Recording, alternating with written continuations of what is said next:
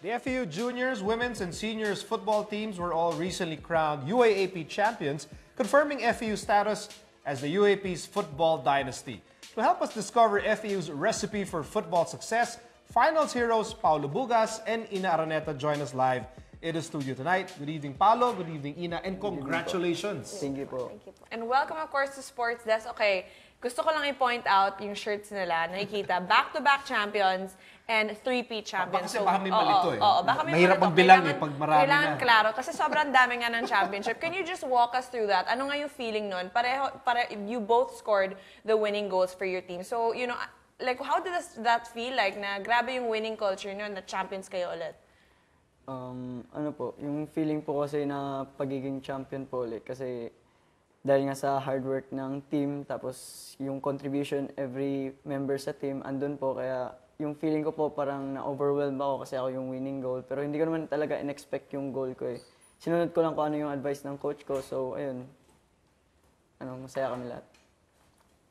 Siyempre po, sobrang saya kasi nga po, first time din po ng FEU na babae na mag-Grand Slam po simula nun. Tsaka po, hindi ko rin po inisip na makaka-goal ako. Parang sinet ko lang mind ko, okay lang kahit hindi ako maka-goal, basta importante mag-champion po kami. So mas important yung team performance kaysa sa personal performance nyo nung finals. Opo. By the way, Ina, masama loob sa'yo ni Bea because FEU beat the UP team. Hindi, sabi mo sa akin kanina, masama loob mo. Pinanood mo yung match. I'm very happy. Okay. And then, of course, sila Paulo, they beat LaSalle. Yes! Ano, biro lang. No, they beat LaSalle in a very physical game. You were down to how many players nung huli at the time? 2. Oh, grabe. Nawala kayo ng 2 players. So, 9. Down to 9. Tapos, nanalo pa rin kayo. Okay. Si Paulo is interesting because he actually suffered an ACL, MCL injury first round of this season. Hindi ko po ma-comprehend yun, Paulo. Paano ka nakabalik? ACL, MCL in the first round? Yung first po kasi nun, nang naisip ko kasi parang out of the season na talaga when I got the injury kasi dahil nagpa-MRI ako agad, nakita ko yung result parang nawalan ako ng pag-asa. So, ang sabi ng doctors, surgery yung first na recommendation nila.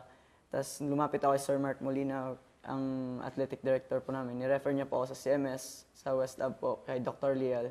Yun po yung PRP therapy, yun po yung ni-recommend niya sa akin. So, itatry ko lang. Sabi kasi nung iba na parang hindi daw yun sure.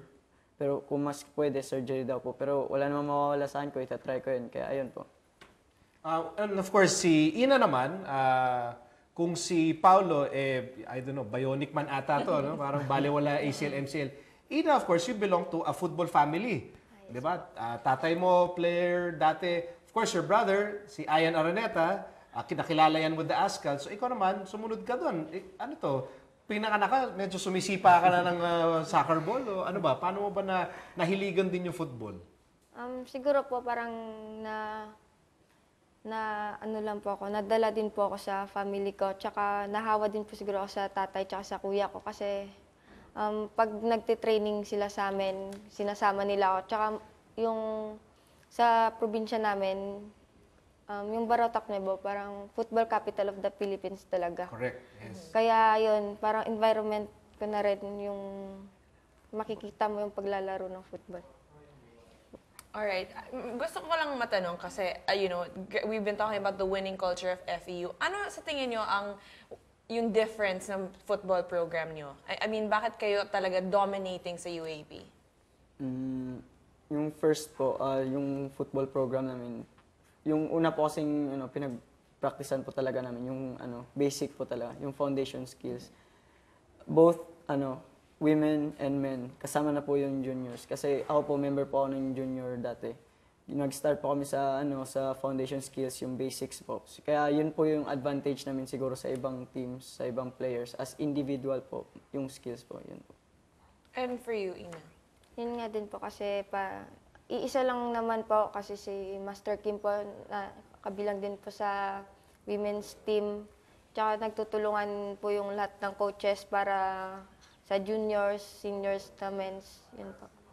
May nagte-training ba kayo yung men's and women's sabay? Opo. So may times ba nag-tune up yung men's and women's or separate talaga Separate po. yung training niya? Yung women's na ipag-practice game po sila sa juniors. Sa juniors. Sa junior. Again, just to recap, yung men's, sila Paolo, back-to-back. Sila Ina, 3-peat. Yung junior sila, 5-peat.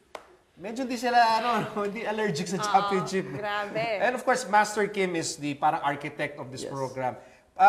What is it about Master Kim? Mahirap ba to train and play for Master Kim? Is he super strict pa siya? When it comes to training with Master Kim, ano po talaga siya, strict po talaga. Gusto niya disiplinado yung lahat ng players, gusto niya perfect yung drills kahit naman siguro nagkakamali kami. Pero dapat seryoso kami sa training. Ayun lang, yun lang talaga yung gusto niya. So lahat kayo sanay na, pagpasok niyo sa training, alam niyo na yon na may mindset na kayo. Okay, what is the future? What does the future hold para sa inyong dalawa? Because you're not graduating yet, tama? Okay, ikaw, Paolo, anong future plans mo? More championships ba with FEU? Yes, hopefully. Yan, yes. Yeah. Yan, so lahat na yung bang UAPT, sinabi ni Paolo, yes daw, champion ulit. And of course, you're also playing for Global FC. Yes. Okay. Ikaw, Ina, anong future plans mo with FEU? Siyempre po, pagtatrabuhan po para more championships game pa po yung...